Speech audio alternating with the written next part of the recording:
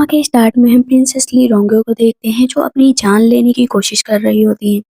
तभी दासी भाग कर आती है, कहती है, यो हाइनेस आप मर नहीं सकती है। कहती क्यों, क्या हुआ। पता चलता है कि प्रिंसेस की शादी जो है जनरल से करा दी गई है जो कि यंग जनरल है और उन्हें बचपन से ही हार्ट की बीमारी थी, इसी वजह से उनका हार्ट ट्रांसप्लांट हुआ है जिसमें मिस्टर सेन का हार्ट लगाया गया है। मिस्टर सेन का नाम सुनते ही बोलती है कि क्या ये सच है। कहती हाँ ये सच है, लेकिन यंग जनरल शादी करने से मना कर रहे हैं। उनका कहना है कि वो मर भी जाएंगे लेकिन आपसे शादी नहीं करेंगे। कहती है ठीक है। वो जाती है बाहर मिलने के लिए और जनरल नील डाउन होकर बैठे हुए होते हैं। जैसे ही देखते कहते तुम ली रोंग्यो हो ना, जो चैंगली किंगडम में 10 साल के लिए जो है बंधक बन, तुम्हारी रेपुटेशन कब का डाउन हो चुकी है, तो तुम यहाँ पर क्या करने आई हो। कहती है कि देखो तुम शादी करने से मना नहीं कर सकते क्योंकि तुम्हारे पास कोई चॉइस नहीं है। वहां पर वो उसका मास्क हटा देता है, पता चलता है कि उसके चेहरे पर चोट भी लगी है। कहता है ये मत भूलो कि तुम जैसी लड़की से मैं कभी भी शादी नहीं करूंगा, चाहे सूरज चांद एक जगह पर आ जाए, चाहे जो कुछ भी हो जाए, लेकिन मैं तुमसे शादी नहीं करूंगा, मतलब नहीं करूंगा। कहती है तुम कितनी भी मेहनत कर लो, मैजेस्टी ने अगर फरमान दे दिया है तो तुम उसे तोड़ नहीं सकते हो। भले ही ये पानी सूख जाए और जो चांद और सूरज के निकलने का टाइम है वो तो वैसे भी डिफरेंट है, तो तुम उसकी बात मत करो। कहते हैं कि आखिर तुम चाहती क्या हो, तुम क्या चाहती हो, मैं अपनी जान दे दूंगा। वहाँ पर एक पेंडेंट होता है जो मैजेस्टी ने दिया था कि इसी के जरिए तुम दोनों की शादी होगी। वो तुरंत ही उस पेंडेंट को पानी में फेंक देता है। कहता है कि अब तो मैं तुमसे बिल्कुल भी शादी नहीं करूंगा। कहती है याद रखो कि सब कुछ डिफरेंट होता है, मैं और तुम भी डिफरेंट है। कहते हैं लॉर्डसन की जान ले ली तब तुमने एक बार भी नहीं सोचा, तुमने उनको जान से मार दिया, अब तुम मुझे मारना चाहती हो। कहती है ये तो वक्त बताएगा। वो पानी में कूद जाती है उस जेट डिपेंडेंट को लेने के लिए, उसका पैर फंस जाता है, वो जेट डिपेंडेंट तब भी उठा लेती है। कहते हैं जनरल सो रहे होते हैं, उन्हें कुछ सपना आता है, वो उठकर बैठ जाते हैं। उन्हें याद आता है कि वो ली रोंग्यो से मिलने गए थे, तो जाकर खिड़की खोलते हैं लेकिन वहां पर कोई नहीं होता, बारिश अभी भी हो रही होती है। अचानक से नीचे से ली रोंगियो निकल कर आती है। कहते तुम पागल हो चुकी हो, यहाँ पर क्या करने आई हो आधी रात को।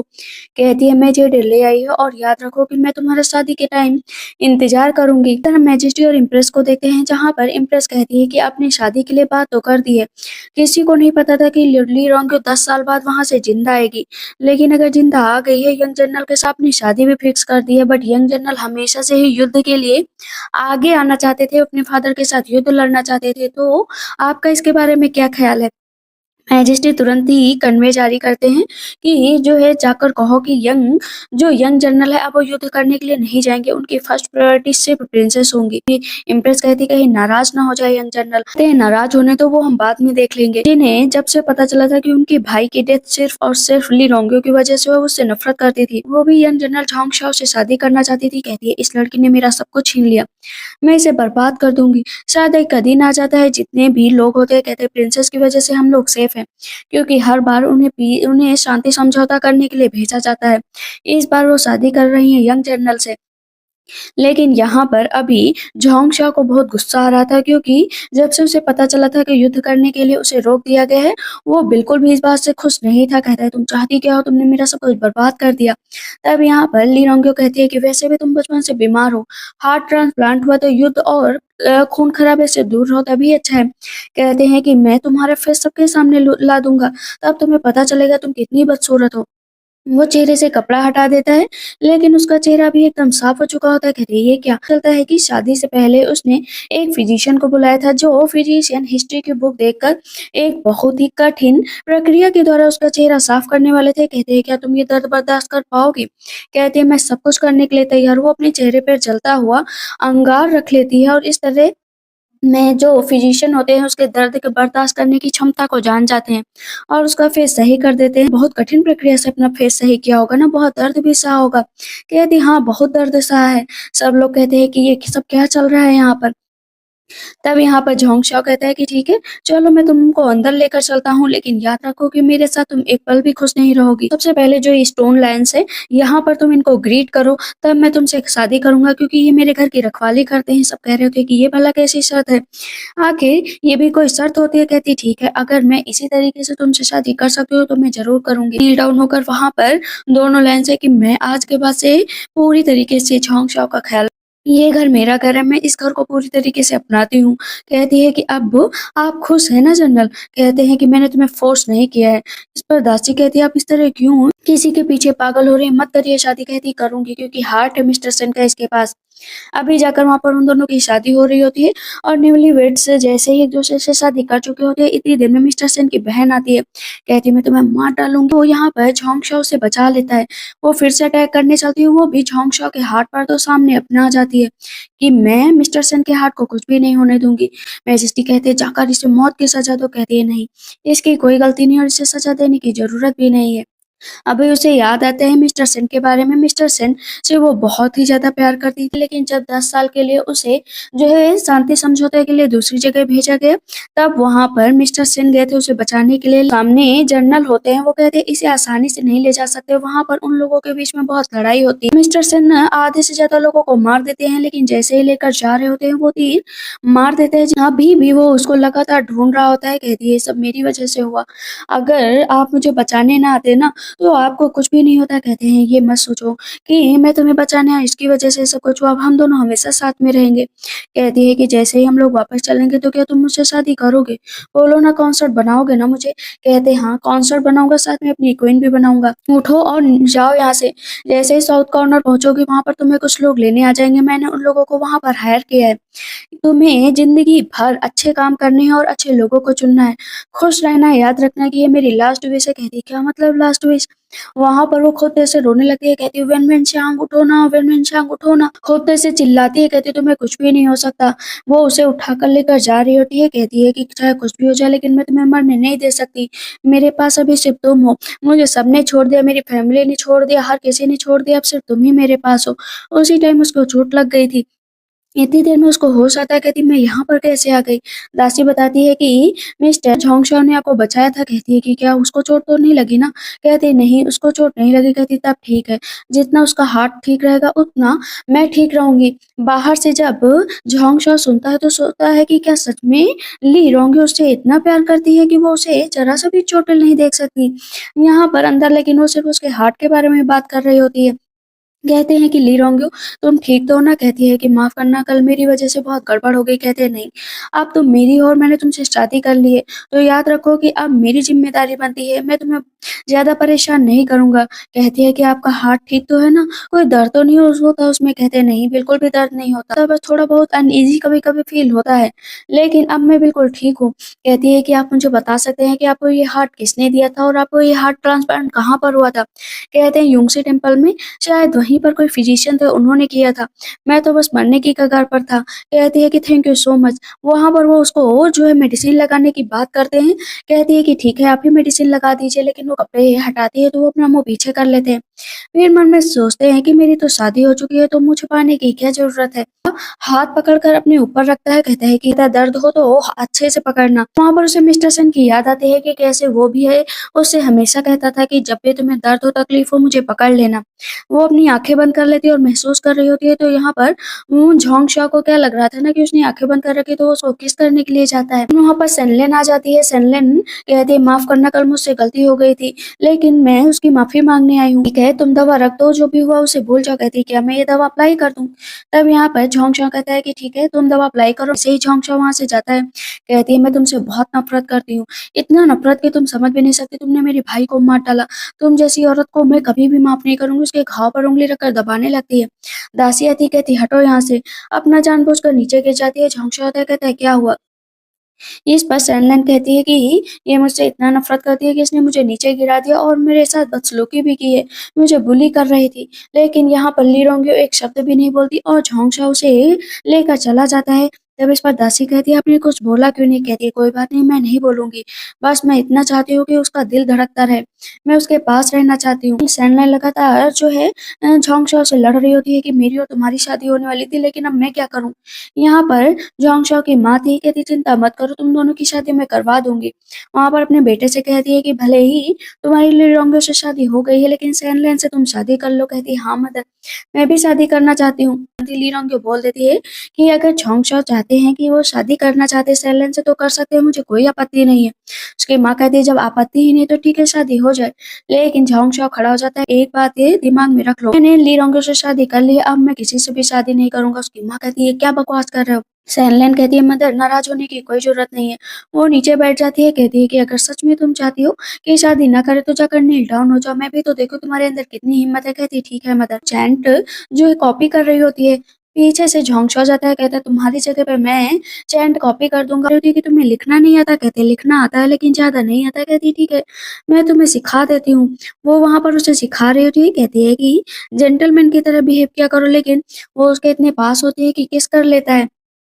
रास्ते में हम देखते हैं कि फिर से सैन लेन आ जाती है। कहती क्या हुआ मिस? कहती कुछ नहीं, मैं तुम्हें देखती हूँ ना तो ज्यादा बर्दाश्त नहीं कर पाती, तुम टेम्पल लेकर जा रही हो चैंट वहां पर नील डाउन होने के लिए, लेकिन उससे पहले ही मैं फाड़ दूंगी। हम देखते हैं कि वहां पर कुछ बैंडिट्स आ जाते हैं। कहती है कि बैंडिट्स वाला ये क्यों? दोनों को पकड़ कर लेकर जाते हैं। दोनों एक जगह पर बैठी होती है। तब यहाँ पर ली रोंगो कहती है कि देखो मेरी दासी को जाने दो, तुम्हें जो करना है मेरे साथ करो, वैसे भी मैं प्रिंसेस हूँ। कहते प्रिंसेस हो भी तुम? कहती हाँ ये देख लो जेटे दिखा देती है। जैसे वो लोग जेट देखते हैं तो वहां पर सैनलैन को छोड़ देते हैं। सैनलैन भाग कर जाती है। तब यहाँ पर सब कहते हैं कि हम लोगों ने कभी प्रिंसेस को स्वाद नहीं चखा, आज प्रिंसेस मिल गई है तो चलो हम सब लोग इसके मजे लेते हैं। कहती है मुझे छोड़ दो, मुझे छोड़ दो।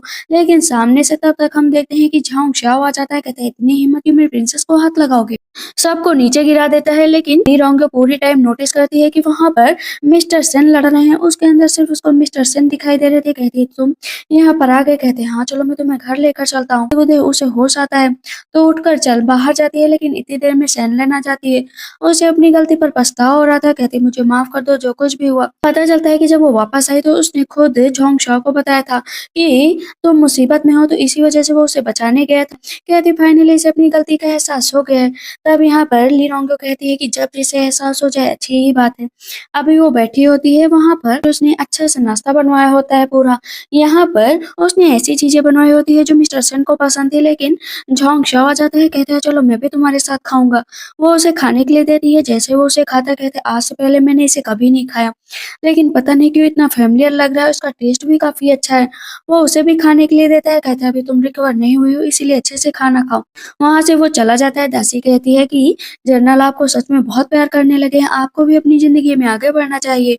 कहती है कि नहीं मैं मिस्टर सन को नहीं भूल सकती चाहे कुछ भी हो जाए। मैजेस्टी को देखते हैं जहां पर पता चलता है कि जो चैंगली आर्मी है वो धीरे धीरे अब योमली सिटी की तरफ बढ़ रही है। सिर्फ जो है ली रोंगियो के लिए इधर अभी युद्ध का फरमान जारी हो जाता है और इधर जनरल को भी युद्ध के लिए भेजा जाने वाला था, जहां पर वो अपने फादर के साथ युद्ध लड़ने के लिए जाने वाले थे।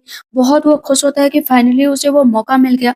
बचपन से वो चाहता था कि युद्ध लड़े, लेकिन हार्ट की बीमारी की वजह से वो कभी युद्ध लड़ ही नहीं पाया। उसके फादर कहते हैं सब कुछ प्रिपेयर कर लो, तुम्हारा वक्त आ गया है। इतनी देर में पता चलता है कि जो ली रोंगियो है उसने अपने आप को जलाने की कोशिश की है। पता चलता है कि वहां पर वो चुपचाप बैठी हुई है। कहते पागल हो गई हो, आखिर ये क्या करने की कोशिश कर रही हो? कहती है युद्ध में लड़ने जाना खतरे से खाली नहीं हो। मुझे ये मौका मिला है कि मैं अपने पेरेंट्स के साथ जाऊं, वहां पर मैं युद्ध लड़ूं, बचपन से मेरा सपना था। कहती है कि तुम्हारा जो भी सपना था, लेकिन मैं इस सपने में तुम्हारा साथ नहीं दूंगी, तुम युद्ध लड़ने के लिए नहीं जाओगी। कहते हैं मुझे जाना है, मुझे अचीवमेंट पानी है। उसको थप्पड़ मार देता है। कहता है कि तुम्हें वेल्थ और लग्जरी चाहिए था ना, वो तो तुम्हें मिल गया है, आखिर तुम प्रिंसेस हो, तुम्हें और क्या चाहिए? तुम इस तरह मुझे नीचा दिखाओगी, मैंने कभी नहीं सोचा था। मैं तुम्हें रिस्पेक्ट करता था, लेकिन आज के बाद मुझे नहीं लगता है कि मैं तुम्हारी रिस्पेक्ट करूंगा। कहती है कि मैं मैजिस्ट्रेट से कहूंगी कि डेकिया जारी करे जिससे तुम वहां पर ना जा पाओ। कहता है मेरी बात सुनो। वो जाकर नील डाउन होकर बाहर बैठ जाती है। दासी समझाती है कि आप ऐसा मत करिए, जनरल झोंग सच में हमारी डायनेस्टी के लिए बहुत ही जरूरी है। अगर वो मिलिट्री में नहीं गए तो उन्हें अचीवमेंट नहीं मिलेगी, और आप इस तरह यहाँ पर बैठकर जनरल को नीचा मत दिखाइए। कहती है नहीं, मुझे उसे यहीं पर रखना है, मैं मिस्टर सन को खो चुकी हूँ और अब जोंग शाओ को नहीं खोना चाहती क्योंकि उसका हार्ट उसके पास है। यहाँ पर वो लगातार नील डाउन होती है। वो उसे अंदर बुलाया गया होता है। मैजेस्टी के सामने जाकर बैठ जाती है। कहते हैं क्या हुआ मुझे बताओगी? मैं चाहती हूँ कि जो जनरल है वो युद्ध करने के लिए ना जाए, क्योंकि इतने सालों में मैंने बहुत ही ज्यादा सफर किया। तो क्या आप मेरी ये विनती सुन सकते हैं? कहते हैं तुम एक कॉन्सर्ट हो और तुम्हें इस तरह के सब्जेक्ट को यहाँ पर नहीं उठाना चाहिए था, अपने हस्बैंड को रिस्क में नहीं डाल सकती। कहते हैं कि तुम्हारी विश मैं यहाँ पर नहीं मान सकता हूँ। कहती मानना पड़ेगा वरना मैं फिर से पीस समझौते के लिए नहीं मानूंगी। वहां पर मैजेस्टी उठाकर उसको ऊपर मार देते हैं। कहते तुम्हें हर चीज मिली है यहाँ पर, हर चीज, लेकिन तब भी तुम्हें पता नहीं लैंग के लिए सिर्फ एक कर्स बनकर आई हो। कहती है कर्स?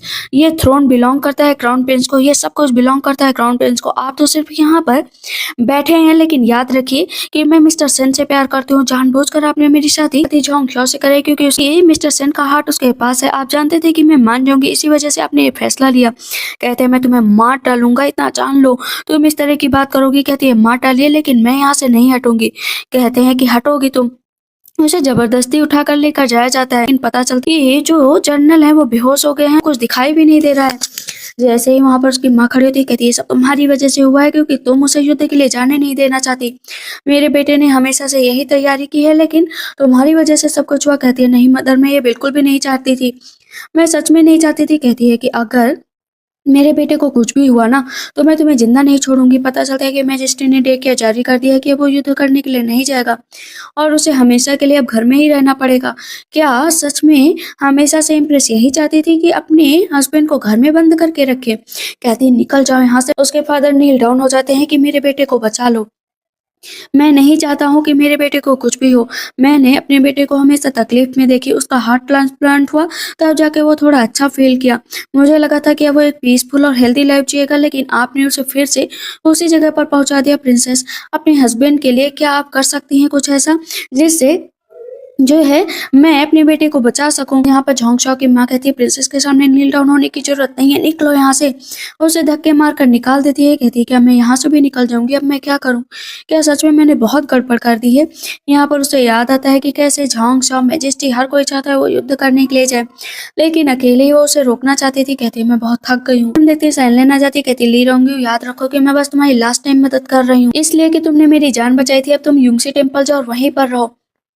युंगसी टेम्पल का नाम सुनकर वो सोचते हैं कि वहां पर जाकर एक बार वो क्लियर कर लेगी वो जनरल है उनके अंदर सच में ट्रांसप्लांट मिस्टर सेन का ही हुआ है या नहीं हुआ है।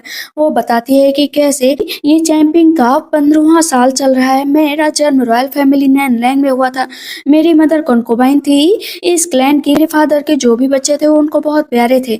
मैं शायद इतनी प्यारी नहीं थी, इसी वजह से मुझे बहुत कम उम्र में ही पीस समझौते के लिए दूसरी कंट्री भेज दिया। मैंने वहां पर इतने साल गुजारे फॉरेन लैंड में, जहां पर मैं किसी को भी नहीं जानती थी। वो लोग मुझे परेशान करते थे, ह्यूमिलेट करते थे, मुझे घोड़े से दौड़ा दौड़ा कर मारते थे, मुझे खाने के लिए नहीं देते थे। अब मैंने बस अपनी मौत ही हमेशा मांगी थी। मुझे नहीं लगता था कि मैं कभी जिंदा भी रह पाऊंगी, लेकिन आज मैं यहाँ पर आ गई हूँ। अपनी मेमोरी लेकर मुझे माफ कर देना, लेकिन सच में मैं चाहती हूँ कि झोंक शॉ ठीक हो जाए। मैं उसे मरते हुए नहीं देख सकती। मैं फिर से किसी पीस समझौते के लिए नहीं जा सकती हूँ। वो डिवाइन फिजिशियन को बार बार याद कर रही होती है। कहती है मेडिकल डॉक्टर, प्लीज मेरे हस्बैंड को ठीक कर दीजिए। मैं यहाँ पर सिर्फ आपसे एक विनती करने आई हूँ। बैठे बैठे कई दिन बीत जाते हैं। बर्फ गिरा करती है, लेकिन वो अपनी जगह से इधर से उधर तक नहीं हिलती, वो बेहोश हो जाती है। वो सोचते है कि आखिर उसके साथ इन 10 सालों में हुआ क्या। पता चलता है कि वहां पर जब मिस्टर सेन उससे मिलने आए थे इतने सालों सालों बाद फॉरेन लैंड में, वहां पर वो सबसे पहले मिस्टर सेन चाहते थे कि वो किसी और को नहीं देखना चाहते हैं, सिर्फ और सिर्फ ली रोंगे को देखना चाहते हैं। ली रोंगे सामने ही खड़ी होती है। वो भाग कर आती है और गले लग जाती है मिस्टर सेन के। कहती है मैंने तुम्हें कितना मिस किया, फाइनली तुम आ गए, मुझे लेने आए हो ना। कहते हैं मैं लेट हो गया। कहते नहीं बिल्कुल भी लेट नहीं हुआ। तो कहते तुमने तो बहुत वजन घटा लिया। लेकिन फॉरेन लैंड के जो मेजेस्टी होते हैं कहते हैं कि आप लोग को अपना टाइम अलग अलग स्पेंड करना चाहिए। लेकिन ली रोंगे बोलती है कि मैं सिर्फ जो है रुकना चाहती हूँ तो मिस्टर सेन के साथ। उसकी आंख खुलती है तो देखती है कि वहां पर जो है मैजेस्टी बैठे हैं। कहते हैं तुम्हारा तो सच में कितना क्रूएल हार्ट है। मैं तुम्हारे साथ कभी फन नहीं कर पाया, लेकिन करूँ फन करने का कभी मन ही नहीं किया। मुझे लगा तुम इतनी खूबसूरत नहीं हो, लेकिन आज जब मिस्टर सेन के साथ देखा ना तो मुझे बिल्कुल भी अच्छा नहीं लगा। चलो तुम्हारे साथ कुछ वक्त व्यतीत कर लूं। लेकिन इतनी देर में वहां पर मिस्टर सेन आ जाते हैं। कहते हैं निकलो यहाँ से, मैं नहीं चाहता हूँ कि जो है प्रिंसेस के साथ कोई भी रहे। मैं प्रिंसेस को वापस ले जाने के लिए हूँ। कहते हैं लेकिन लेकर नहीं जा सकते हो। कहते हैं लेकर जाऊंगा और कोई भी नहीं रोक सकता है।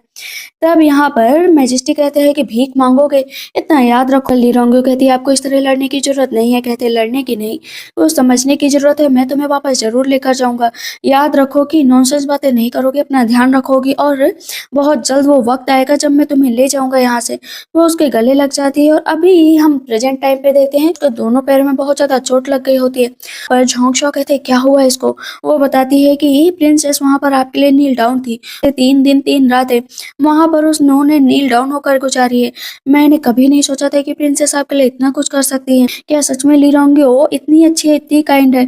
वहां पर वो याद करती है कि मिस्टर सेन प्लीज मुझे छोड़कर मत जाओ मिस्टर सेन। वो उसके फोरहेड पर किस करता है। फिर से वो सेन वैन चांग का नाम लेती है। कहते हैं ये सेन वैन वेनचेंग। फिर से सेन वेनचेंग है कौन? कहती है कि मुझे प्लीज उठाओ। वो उसको उठाता है, कहता है कि ये तुम सूप पी लो और मेडिसिन भी पी लेना ताकि जल्द से जल्द ठीक हो जाओ। अभी तुम डेंजर से बाहर हो ना, दर्द तो नहीं हो रहा ना? कहती है दर्द हो रहा है लेकिन टाइम आने पर वो भी सही हो जाएगा। कहती है, आप ठीक है और आपका दिल ठीक है? कहते हैं हाँ सब ठीक है। यहाँ पर झोंग शाओ की माँ जाती है, कहती है बेटा जो है तुम मेरी डॉटर इन लॉ का ख्याल रखो। मदर भी उसके इस तरह के काम को देखकर अब थोड़ा बहुत प्रभावित हो चुकी थी कि उसके बेटे को बचाने के लिए प्रिंसेस कुछ भी कर सकती हैं। देखिए प्रिंसेस बाहर निकलती हैं तो वहां पर झोंग शाओ था ना, उसके लिए चेयर बना रहा था ताकि उसके पैरों में जो चोट लगी है और चोट ना लगे। कहते बैठ जाओ। कहती आप मेरे लिए सब क्यों कर रहे हैं? कहते हैं करना है, आखिर तुम मेरी वाइफ हो। उसको बैठाता है, कहता है कि जितने में तुम अच्छा फील करोगी उतने में मैं अच्छा फील करूंगा। उसके बालों पर पत्तियां गिर जाती है, वो हटाने चलती है, पकड़ कर उसे किस कर लेता है। कहता माफ करना, मैं जानता हूँ कि तुम मुझसे प्यार नहीं करती हो लेकिन मैं अपने आप पर कंट्रोल नहीं रख पाया। इधर हम देखते हैं कि अब चैंगली के आर्मी की सेना लगातार बढ़ रही थी मैजेस्टी की तरफ। कहते हैं मैजेस्टी आखिर तुम लोग चाहते क्या हो कि इस तरह सब लोग सरेंडर कर दें और हम लोग हार जाएं उसके सामने घुटने टेक दें। मैजेस्टी को ये भी पता चलता है कि ना भी उनका रॉयल खजाना था वो सब खत्म हो चुका है। अगर चैंगली की आर्मी और चैंगली की मैजेस्टी उसकी मदद करेंगे शायद तभी कुछ हो सकता है, और चैंगली की सेना तभी मानेंगे जब उन्हें ली रोंगयू वापस की जाएगी।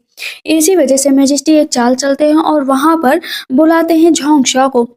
कहते हैं कि कोई भी फॉर्मेलिटी करने की जरूरत नहीं है, बस तुम्हें यहाँ पर कुछ चीजों को क्लियर करने के लिए बुलाया है कि तुम युद्ध करने के लिए जा नहीं सकते हो। आखिर एनिमी धीरे धीरे यहाँ पर बढ़ रहा है। कहते हैं अगर आप मुझे भेजेंगे तो मैं चला जाऊंगा। कहते हैं चलिए तो जाओगे लेकिन हमारे पास पैसे नहीं है। पैसे का पूरी तरीके से कनेक्शन खत्म हो चुका है और हमारे इस राज्य के लिए हमेशा ही सेन मैन सिंह ने लड़ाई की है, लेकिन अब सैनमैन सिंह यहाँ पर नहीं रहा। उसकी डेथ हो चुकी है और उसका हार्ट तुम्हारे अंदर लगा है। क्या सच में इस हार्ट की वजह से उसने मुझसे शादी करने के लिए हाँ कहा था? मैजेस्टी कहते हैं हाँ जाकर पता कर लो। इम्प्रेस आती है और बताती हैं कि आपने ये क्या किया, इससे तो सेन वैन सिंह का मुद्दा फिर से उठ जाएगा और ली रोंगयू ये चीज बर्दाश्त नहीं कर पाएगी। कहते हैं कि मुझे ये सब कुछ करना ही पड़ा, आखिर मुझे फंड चाहिए, मिलिट्री को आगे बढ़ाना है, मुझे इस तरह अपने राज्य को नीचे नहीं गिराना है। अगर इन सब चीजों से ली रोंगयू को थोड़ी तकलीफ होती है तो होने दो, और इससे जो है झोंग शाओ भी युद्ध करने के लिए आगे बढ़ेगा। कहते आपने ये चीजें तो फुलफिल कर ली हैं लेकिन मुझे लगता है कि इन दोनों का दिल तोड़कर आपने अच्छा नहीं किया है। इधर अभी हम देखते हैं जो पूरे खाने की तैयारी करवाती है। जो चीज झोंग शाओ को पसंद नहीं आई थी उसे हटवा देती है। कहती है कि जो कुछ भी झोंग शाओ को पसंद है वही रखो यहाँ पर। इतनी देर में झोंग शाओ आ जाता है। कहती है आपको महल में बुलाया गया था, क्या हुआ? वो उसकी तरफ देखता रहता है और मैजेस्टी की बातें उसे याद आती रहती। कहते कुछ नहीं, तुम्हारे जानने वाली बातें नहीं है। कहती है कि आप ठीक तो है ना? वो उसके दिल पर हाथ रखती है। तब यहाँ पर झोंग शाओ कहता है कि क्या सच में सिर्फ तुम्हें इस दिल की ही चिंता है, मेरी चिंता नहीं है? कहती है ऐसी बात नहीं है, मुझे इस दिल की चिंता है और आपकी भी चिंता है। वहां पर अब एक एक चीज याद आती है कि कैसे ली रोंगयो ने सिर्फ उस हार्ट की चिंता करते हुए हर बार उसे बचाया।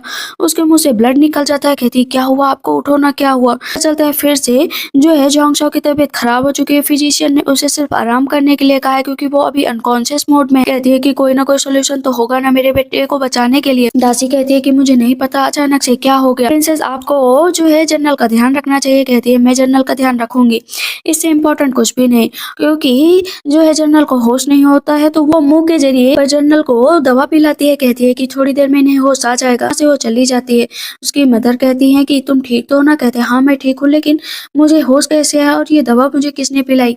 झोंग शाओ जान जाता है कि ये सब ली रोंगयू ने किया है, लेकिन अभी भी पैसों की बहुत दिक्कत थी और ये सब जो खजाने की हेरा फेरी हुई थी वो मिस्टर सेन की फैमिली द्वारा की गई थी। ये बात अब झोंग शाओ को पता चल चुकी थी। इसी वजह से वो मिस्टर सेन की फैमिली को मैजेस्टी के सामने लाना चाहता था। वहां पर जाती है ली रोंगयू, कहते हैं कि आप मेडिसिन ले लीजिए। कहते हैं कि तुम कोई ऐसी पर्सन नहीं हो जो मुझे परेशान करो, जाओ यहाँ से। कहती है मैं जानती हूँ मैं आपको परेशान नहीं करना चाहती हूँ, लेकिन मैं ये भी चाहती हूँ कि आप आराम करो ज्यादा से ज्यादा। कहते हैं कि मिस्टर सेन के बारे में क्या कहना चाहोगे? उनकी तो बहुत अच्छी रेपुटेशन थी ना, और तुम तो काफी फैमिलियर हो लॉर्ड सन से। कहती है कि हाँ मैं जानती हूँ कि आप लॉटसन की यहाँ पर बातें कर रहे हैं, लेकिन मैं सिर्फ आपके लिए यहाँ पर आई हूँ। उनको आप भूल जाइए, उनका सिर्फ मुझसे लेना देना है, आपसे नहीं। कहते हैं अगर यही लेने देने की बात है ना तो जाओ यहाँ से, मुझे तुमसे कुछ भी नहीं कहना है। कहती है कि मैंने आपका वेट किया है, कल से वेट कर रही थी। वो उसको फिर से किस करने लगता है। कहती है दूर हटो। कहते हैं कि दूर नहीं हट सकता हूँ, याद रखो कि अगर मैं बैटल फील्ड में चला गया ना तब भी मैं जिंदा होकर वापस आऊंगा, अपनी पूरी जिंदगी तुम्हारे साथ गुजारूंगा, तुम्हारे साथ बुढ़ा होना चाहता हूँ। कहती है है कि ठीक है, जैसी आपकी मर्जी। वो बाहर जाकर बैठ जाती है। मुझे जाना पड़ेगा और देखना पड़ेगा, जरूर कुछ न कुछ गड़बड़ है। मिस्टर सन की फैमिली को भी सामने लाया गया है और ये सब झांग शाओ ने किया है। यहाँ पर मिस्टर सेन के फादर को अब मैजिस्ट्रेट के सामने गवाही देनी पड़ेगी कि आखिर उन्होंने इतनी बड़ी हेराफेरी क्यों की। कहती, मिस्टर सन तो मुझे छोड़कर जा चुके हैं, लेकिन मैं उनकी फैमिली को कुछ भी नहीं होने दे सकती। वो भागकर जाती है, कहती है कि झांगशाओ प्लीज तुम मिस्टर सन की फैमिली के साथ कुछ भी मत करना। क्या करने आई हो यहाँ पर? मैं नहीं चाहती हूँ कि मिस्टर सन के फादर को आप यहाँ से लेकर जाए। कहते हैं क्यों? आखिर तुम क्या करना चाहती हो? एक रिबेलियन को तुम बचाना चाहती हो। कहती हो वो रिबल नहीं है, मैं तुमसे बात करना चाहती हूँ। कहते हैं बात घर में करना है तो यहाँ पर तुम बात करने के लिए नहीं आ सकते कि मेरी बात मान लो। कहते हैं कि उन लोगों ने पैसे चुराए हैं, उन लोगों ने पैसे की हेराफेरी की है मिलियंस में, लगभग 5 मिलियन और 10 मिलियन की हेराफेरी हुई है। कहती है कि ऐसी बात नहीं है, प्लीज उनकी फैमिली को जाने दो। कहते हैं ये किस तरह की सिचुएशन में तुमने मुझे डाल दिया है? तुम इस हद तक गुजर सकती हो क्योंकि उसका हार्ट मेरे हार्ट में लगा है, इसी वजह से तुम मेरी केयर करती थी, वरना तुम मेरी केयर कभी भी नहीं करती। अभी भी तुम सिर्फ उसके लिए जी रही हो ना? कहती है कि हाँ, मैं उसके लिए जी रही हूँ और मैं उसी के लिए जीऊंगी जिंदगी भर। मैं उसके अलावा किसी को भी नहीं देखना चाहती। अगर वो आज भी वापस आ जाए तो मैं सिर्फ उसके पास रहना चाहूंगी। कहते इतना इजी नहीं होगा, याद रखो कि मैं पूरी फैमिली को भी बर्बाद करूंगा और अपने आप से तुम्हें दूर भी नहीं जाने दूंगा। लो जो करना है कर लो, ये एविडेंस है, तुम देख लो, सब कुछ सामने है। वो वहां से जाने लगता है। कहती है 1 मिनट रुक जाओ। वो नील डाउन हो जाती है। कहती है कि प्लीज इस फैमिली को मत फंसाओ, मैं चाहती हूँ कि तुम एक बार इस फैमिली को माफ कर दो। हॉन्ग शॉ को अच्छे से पता था कि उसके पैर में पहले से चोट लगी, अगर वो इसी तरह रही तो हमेशा के लिए पैरालाइज्ड हो जाएगी। कहते हैं उठ जाओ। कहती है कि प्लीज मिस्टर सेन के लिए माफ कर दो, वरना उनकी 9 जनरेशन मारी जाएगी। कहते हैं कि तुम इतना प्यार करती हो उससे? कहती हाँ, बहुत ही ज्यादा प्यार करती हो और पहले की जितनी भी गलतफहमियां थी उन सबको मैं खत्म करना चाहती हूँ। ये सुनते ही वहां से तुरंत ही झोंकशा भाग जाता है। कहती है मैं क्या करूं, मुझे कोई और ना कोई रास्ता तो अपनाना ही पड़ेगा। कहती है कि मैं क्या करूं, क्या सच में मैं कुछ कर सकती हूँ? वहां पर वो एक लेटर लिखती है। इधर हम देखते हैं कि न्यूज़ टीचर में जो भी हेरा फेरी हुई थी वहां पर अब मिस्टर सेन के फादर को बैठाया जाता है और मैजिस्ट्रेट उनसे पूछ रहे थे कि आपने ये क्यों किया। कहते हैं कि मैंने नहीं किया, मैं माफी मांगना चाहता हूँ। कहते हैं जानते हो ना इसकी सजा क्या है? इतनी देर में वहां पर फिर से ली रोंगियो आ जाती है। कहती है कि मैजिस्ट्रेट जो कुछ भी हुआ, जो भी पैसों की हेरा फेरी हुई है, उन सब में सिर्फ मेरा हाथ है, ना कि मिस्टर सेन की फैमिली का। मैंने वो सारे पैसे इधर उधर किए थे और नेशनल टीचर के साथ ही मैंने खिलवाड़ किया था। कहती है क्या तुम सच बोल रहे हो? कहती है हाँ, मैं सच बोल रही हूँ। मैजेस्टी कहते हैं तुम्हारी इतनी हिम्मत कि तुमने ये सब क्या? कहती है हाँ, ये सब एक सैनिक से मिलकर किया। मिलिट्री आर्मी के साथ भी मैं जुड़ी हुई थी। वहां पर वो रात भर लेटर लिखती है और वो नकली लेटर मैजेस्टी को दिखाती है। कहती है कि अगर आप मुझे दोबारा कहीं पर भेजना चाहते हैं, मैं पीस समझौते के लिए तो मैं जाने के लिए तैयार हूँ, लेकिन मिस्टर सन की फैमिली को मत फंसाइए। मैंने एक बहुत ही बड़ा गुनाह किया है, इसकी वजह से मैं अब बर्डन से बन चुकी हूँ। आप जो कुछ भी करना चाहेंगे मेरे साथ कर सकते हैं। यहाँ पर झांग शाओ चाह कर भी कुछ नहीं कर सकता था। वहां पर उसके प्रिंसेस का टाइटल छीन लिया जाता है। कहते हैं ये क्या है, तुम ये सब क्यों कर रही हो? कहती है कि मुझे जो है सन फैमिली को बचाना था। इन फ्यूचर मैं नहीं चाहती हूँ कि मिस्टर सन की फैमिली को कुछ भी हो, क्योंकि वही एक थे जो पूरी सन फैमिली को देखते थे। अगर मैं आज सन फैमिली को कुछ होने देती ना तो मिस्टर सन मुझे कभी भी माफ नहीं करते।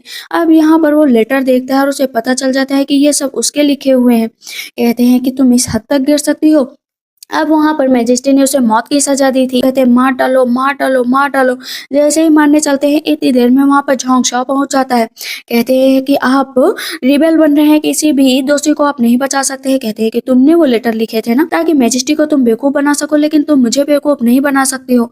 मैं जानता हूँ कि तुम सिर्फ उस मिस्टर सेन की परवाह करती हो, लेकिन मैजिस्ट्रेट को भी मैंने बता दिया कि वो लेटर तुम्हारे द्वारा लिखे गए हैं। टेक केयर आ जाता है जहाँ पर बताया जाता है कि जो कुछ भी हुआ था वो लेटर पहचान लिए गए हैं, उसमें ली रोंगियो का कोई हाथ नहीं है और साथ में फंड भी मिल चुका है चैंगली किंगडम द्वारा। इसी वजह से अब मैजेस्टी सेटिस्फाइड है, उन्हें कुछ भी नहीं करना है और न ही ली रोंगियो को कोई सजा देनी है। कहती है कि क्या सच में मिस्टर सन की फैमिली भी बच गई? कहते हैं हाँ, मिस्टर सन की फैमिली भी बच गई है। इधर हम मैजेस्टी को देखते तो होते हैं चैंगली किंगडम के मैजेस्टी के आने के बाद, क्योंकि ली रोंगियो के पास तो उन्हें फिर से उनको भेजना पड़ेगा, लेकिन आखिर उन्हें अपने राज्य का भी भला देखना है। लाट की प्रैक्टिस करने के लिए वो सोच रही होती है ताकि आगे चलकर वो अपने लिए कुछ कर पाए। लेकिन इधर अब चैंगली किंगडम के मैजिस्ट्रेट बैठ चुके होते हैं। कहते हैं बैंक्वेट का आयोजन हो चुका है, लेकिन ली रोंगियो अभी भी नहीं आई। तब इम्प्रेस कहती है वो कुछ बीमार है इसी वजह से नहीं, लेकिन थोड़ी देर बाद यहाँ पर जरूर आएगी। सामने से वो आ जाती है और श्याम पूरे टाइम ली रोंगियो की तरफ ही देख रहा होता है। कहता है फाइनली प्रिंसेस यहाँ पर आ गई है तो मुझे वाइन कुछ दे दो। कहती है कि वाइन मैजेस्टी कहते हैं ऑर्डर का पालन किया जाए और मेहमान को जो है ड्रिंक दी जाए। कहती ठीक है मैं ड्रिंक देने के लिए तैयार। वो ड्रिंक देती है लेकिन बार बार शियांग एक ही चीज कह रहा होता है कि हम दोबारा मिल गए, मैं तुम्हें अपने आप से दूर नहीं जाने दूंगा। यहाँ पर समझौते हैं कि बात सिर्फ एक ही होती है जो मैजेस्टी चाह कर भी ना नहीं कर सकते थे। अब शियांग कहते हैं कि आप सबके सामने कहिए मैजेस्टी की मैंने क्या डिमांड रखी है। मैजेस्टी ना चाहते हुए भी वहां पर बोल देते हैं कि दोनों देशों में समझौता करने के लिए मैरिज प्रस्ताव जारी हुआ है और मैं चाहता हूँ कि ली रोंग वहां पर जाए और शादी करे। वो खड़ी हो जाती है, कहती है मैं इससे डिसएग्री करती हूँ, मेरी शादी हो चुकी है और मैं कभी भी इस श्यांग से शादी नहीं करूंगी। इधर वो चुपचाप बैठी होती है तो इम्प्रेस जाती है, कहती है मैं जानती हूँ कि तुम बहुत ही उदास हो, तुम्हारी जिंदगी में कुछ भी नहीं बचा। झांग शाओ भी तो तुमसे प्यार नहीं करता है। कहती है प्यार करता हो या ना करता हो लेकिन फिर भी मैं उसी के पास रहूंगी। कहती है कि तुम चेंगली किंगडम क्यों नहीं चली जाती, वहां पर जाओगे तो अच्छी भी रहोगी। आखिर इम्प्रेस डांगर और मैजेस्टी की बात तो तुम्हें माननी ही पड़ेगी। से पॉरिश देती है पीने के लिए ताकि जल्द से जल्द ठीक हो जाए। लास्ट यही रास्ता है कि तुम चेंगली किंगडम चली जाओ ताकि मैजेस्टी को उनका ट्रेजर मिल जाए। कहती है कि आप ऐसे मेरे साथ कैसे कर सकती है। कहती है कि हम लोग बहुत ही कठिन समस्या से गुजर रहे हैं, फिर भी तुम एक बार सोचना मैं यहाँ से जा रही हूँ। जैसे ही वहां से इम्प्रेस जाती है तो तुरंत ही जो ली रोंगे होती है ना वो बेहोश होने लगती है। उसे पता चल जाता है कि इम्प्रेस ने उसके साथ खेल खेला है। तब यहाँ पर इम्प्रेस कहती है सियांग से कि आप जाइए अंदर और आज रात आपको कोई भी परेशान नहीं करेगा, मतलब कोई भी नहीं। जाते ही वहां पर सियांग कहता है कि तुम्हें देखकर बहुत अच्छा लगा, मैं तो पहले से ही कब से तुम्हारे पास आना चाहता था लेकिन क्या करूँ तुम हर बार मुझे ना करते हुए आई हो। कहते दूर रहना मुझसे, मैं बता रही हूँ मेरी शादी हो चुकी है। कहते शादी वो भी तुम्हारी। वो थप्पड़ मार देता है। कहती मैंने कहा ना दूर हो जाओ। ये बात पहले से ही ली रोंगो को पता चल गई थी कि जो है शियांग वापस आ चुका है, तो उसने जो ड्रिंक पिलाई था ना उसमें पॉइजन मिला दिया था। कहती है कि आपको क्या लगता है मुझे बेवकूफ समझ रखा है, यहाँ पर आएंगे मेरे साथ जबरदस्ती करेंगे और मैं आपको ऐसे ही छोड़ दूंगी, इसी वजह से मैंने आपको पहले ही पॉइजन दे दिया था। कहते तुमने मुझे पॉइजन दिया है ना तो चलो दोनों साथ में मर जाते हैं। की कोशिश कर रही होती है।